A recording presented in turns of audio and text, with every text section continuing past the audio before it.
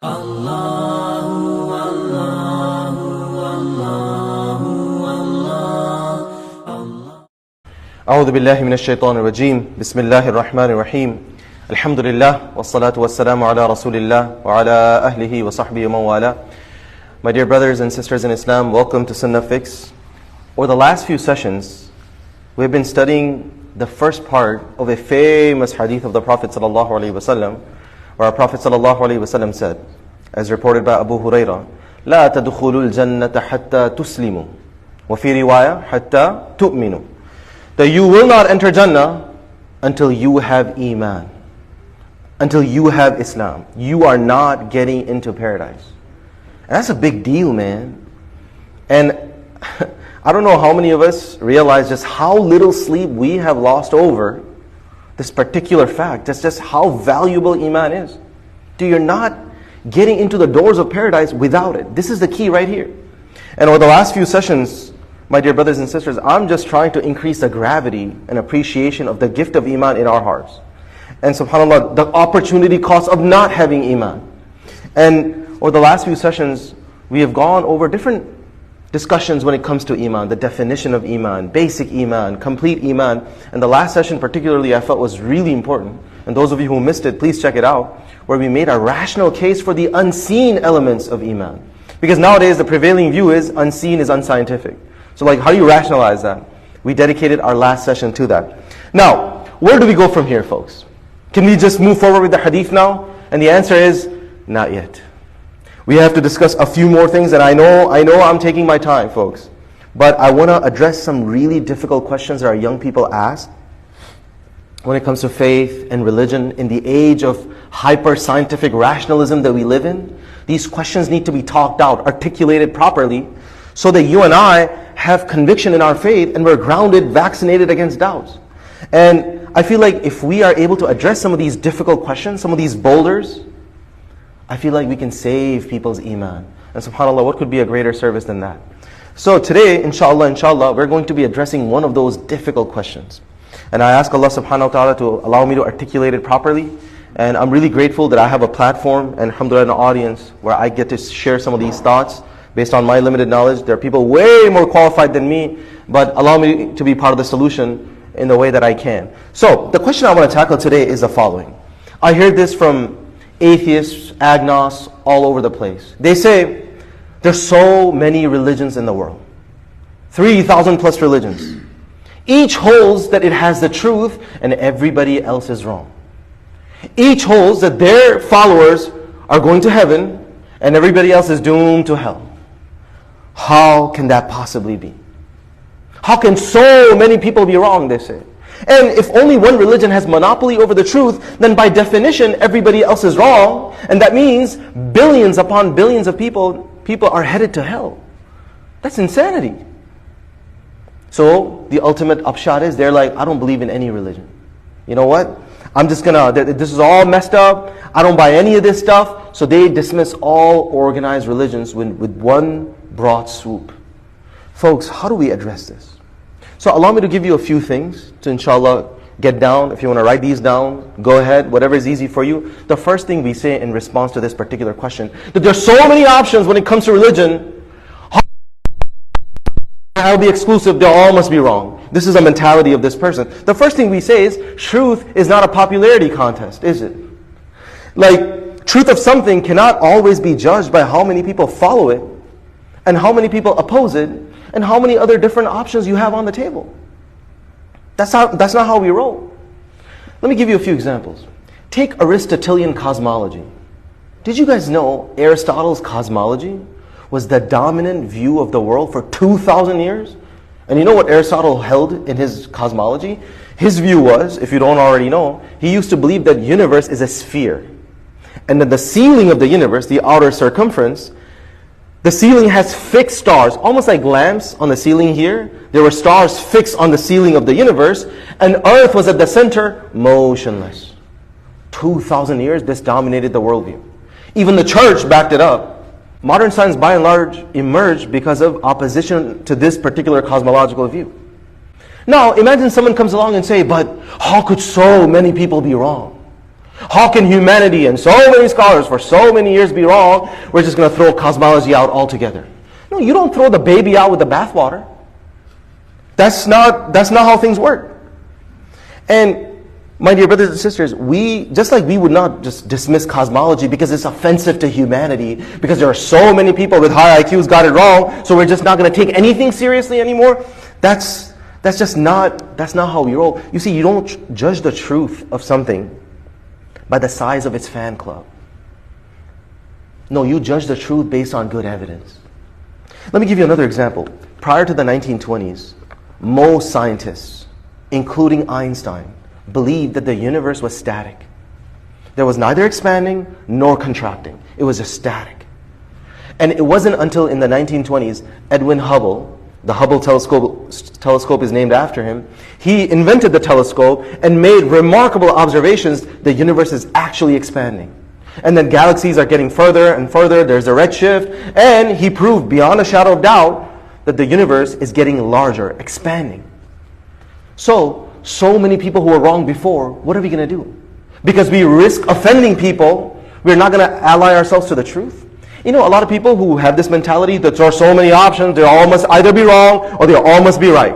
This like pendulum swinging one extreme to the other. These same individuals, if you were to ask them, what is the best system of governance? They will say liberal democracy. But we tell them, well, actually, there's so many other options. There's communism, there's oligarchy, there's monarchy, there's the Mao's version of communism, there's Stalin's version of communism. There's so many options on the table. How could just one be right? Yet every single one of them, these people who come to us and tell us that how can one religion be right, they all deep down believe that liberal democracy is the most moral thing. It's the closest thing to the truth. But just because you have competing options doesn't mean you just lump them all into the garbage can. That's not how things work. So that's the first thing that I wanted to share with you. Second thing we say to these individuals, we tell them just because there's a massive difference of opinion on something doesn't mean there's no one objective truth. Let me say that one more time. Just because there's a lot of difference of opinion on an issue doesn't mean we cannot find one objective truth in the middle. What do I mean by this? Those of you who study physics, you'll be able to appreciate this. One thing that is a big mystery in modern times is what's happening at the subatomic level. You know, you may have heard of things like quarks and electrons. So at the subatomic level, we're not exactly sure right now if these quarks and electrons, are they like strings? Are they actually particles? Are they energy bits? What the heck are these things? It's really spooky down there. Believe it or not, there are 8 different competing interpretations of what's happening down there. Now, as a scientist, when you look at so many competing options, what are you going to conclude? You're going to be like, well, they're all equally valid, or they're all equally wrong? Will this be the extreme mentality you'll carry? Or you'll say, you know what, one's got to be closer to the truth. We're going to judge based on good evidence. That's how scientific inquiry works. You know how many cultures historically believe that Earth was flat? Heck, we have flat earthers now. Clearly, old habits die hard. Yet we have no qualms saying that they were absolutely, beyond a shadow of doubt, wrong. And truth is often inconvenient and often divisive. That's the nature of truth, because human beings are not always acting rationally. We got biases, we got prejudice, and people fear change. So truth ends up being often inconvenient. So in light of all of this, what I'm trying to make a point out of is that just because there's a difference of opinion, there are a lot of competing schools of thoughts and there are different options, doesn't mean they're all equally right. All beliefs are not created equal. So that's the second thing we want to say. Third thing, folks, remarkable, something that is true for Islam. Islam is actually the only religion which says that other religions are not flat out wrong. Rather, we believe, actually, that other religions are approximations of truth. They have some elements of truth. And in fact, a lot of these religions potentially were started by different prophets that were sent throughout time, but they got perverted over time. And some religions are more closer to truth than others. That's why Ahlul Kitab have such a high status in Islam. In Islamic lands, Ahlul Kitab were allowed to have their own courts. They were allowed to practice their own family law, because we consider them to be closer to truth than other options. So Islam actually has the universal capacity to accommodate different religions and to be able to gauge and judge which one has the elements of truth, which one doesn't. So we don't have this black and white view of the world. And alhamdulillah, our faith, as I mentioned a few weeks ago, our faith is the only religion that gives a ray of hope for those who died on other than Islam. That we have our scholars who have articulated the fact that people who were not properly exposed to the message of Islam, they did not receive Islam because we believe Islam has the truth with the capital T. If they weren't exposed to that properly, then it is a possibility that Allah will judge their case on the Day of Judgment based on what's fair. So we provide a ray of hope for these Ahlul Fatra. So that's the third thing that I wanted to say. And last but not least, folks, as I've been saying all along, we don't judge something based on how many competing options it has. We judge it based on how much good evidence it has. And I'm sorry to jump to conclusion, folks, but our deen stands heads and shoulders above any other option that's out there. Allow me to give you some pieces of evidence, good evidence, that we have been advocating for. First and foremost, the simplicity and the inclusivity of the message of Islam and the message of Tawheed. That anyone can have a one-on-one relationship with God. That you worship God and God alone. One God, one messenger, one book, one qibla, one ummah. This message where there are no middlemen, there are no secretaries, there are no hoops that you have to jump through. There's no confusion of Trinity. There's no fogginess when it comes to the creed of Islam. The message that is simple and profound and sophisticated all at the same time, able to accommodate all the individuals. You don't have to confess your sins to someone else. You don't have to worship Mary. You don't have to worship saints. One-on-one relationship with Allah. What other message has that simplicity and clarity? You will not find it. Second piece of evidence, the preservation of Quran and Sunnah. We have now over dozens of manuscripts of the Quran that go back to the 1st century of Islam. Carbon dated by non-Muslims themselves. Alhamdulillah for that. And you have pictures on Google that you can go and compare for yourself. Even Hadith right now, Orientalists, non-Muslim scholars, initially when they were studying Hadith, they're like, we don't really know if Hadith were properly preserved. But now, even that project is making a U-turn, where you have non-Muslim scholars like 𝐥𝐢𝐤𝐞, Fred Donner, David Powers. They are concluding that actually Hadith can be reliably dated to the 1st century of Islam as well. Compare that to our immediate competition, Christianity. What's going on over there? First of all, Jesus spoke Aramaic. Earliest manuscripts of the Bible are in Greek. That's the first loss right there. You don't have the original language. Secondly, the earliest manuscripts in Greek have so many variations, and I'm not talking about typos, or they missed an alif there, or a haraka there. No. You have chunks of verses missing altogether. Chapters missing. And third, the earliest manuscripts of the Bible are like carbon dated to about 300, 400 years after Jesus.